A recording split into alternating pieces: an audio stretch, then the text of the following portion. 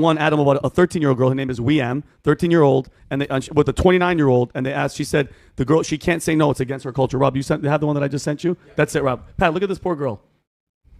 Yeah, I saw this. Look at her.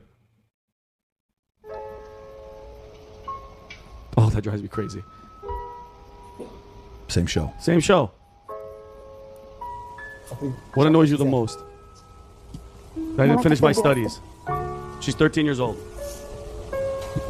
Pull him out of school for a reason. Yep. Look at her. Look at her. Life ruined. Right? شو أصعب شيء عم تقطعي فيه اليوم؟ النزوف بهذا العمر.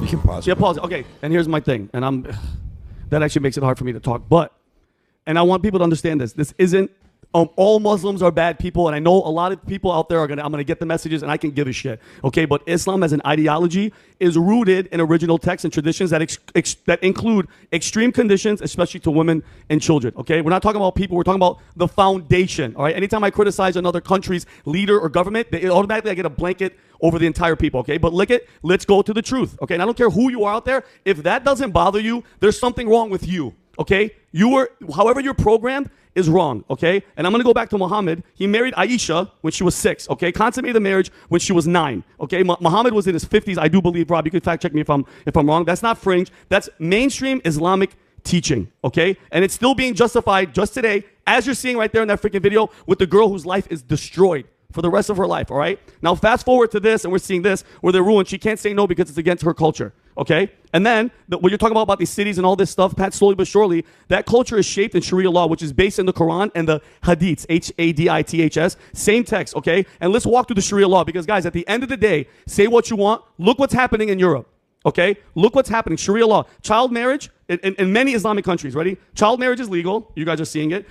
Iran, Yemen, Afghanistan, parts of Nigeria. Why? Because the Prophet did. That's the defense. Okay. Under Sharia law, a woman's testimony in court is worth half of a man's. All right. Marital rape is not recognized as a crime.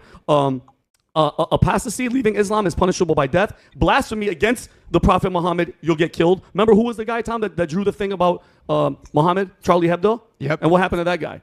Magazine. And yeah, homosexuality punishable by death. And it's like these aren't isolated events anymore. It's systemic, it's rooted in doctrine, and it's protected by law and repeated generation after generation. So to answer your question, Pat, that right there drives me insane. You know, remember we talk about, and you challenge us a lot, and you always question and you ask, what sword are you willing to die on? What hill are you willing to die on? That right there drives me insane. It disgusts me, and I'll be damned, me, to hell, if any religion or anybody's going to try to come to this country and do that shit and try to change this country and shift it to what that is, because that can't happen. How do you fight it?